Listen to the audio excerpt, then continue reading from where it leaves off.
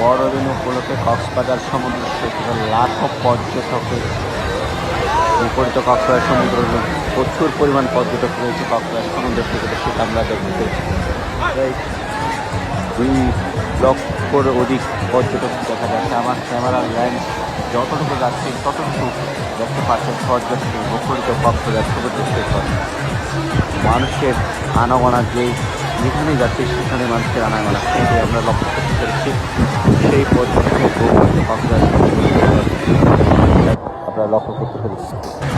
দেখতে পাচ্ছেন আপনার ঝাউ বাগান বলেন, সব জায়গায় লোকারণ্য হয়ে গেছে। কক্সবাজার সমুদ্র সৈকতে এক জায়গায় খালি নেই, এত পর্যটক হয়েছে, লাখো পর্যটকের বিপরীত কক্সবাজার সমুদ্র সৈকত, সেটা আমরা দেখাতে চাচ্ছি।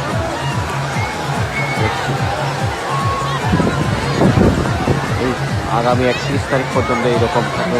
গড়ে 2 লক্ষ পর্যটক থাকবেন বলে জানিয়েছে হোটেল ব্যবসায়ীরা আমাদেরকে।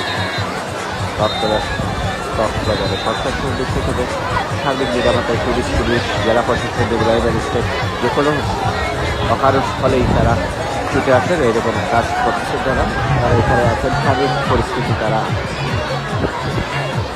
পরিস্থিতি দেখছেন, প্রতি মুহূর্তে তারা সামলে আছে, সেটা আমরা লক্ষ্য করতে পারছি।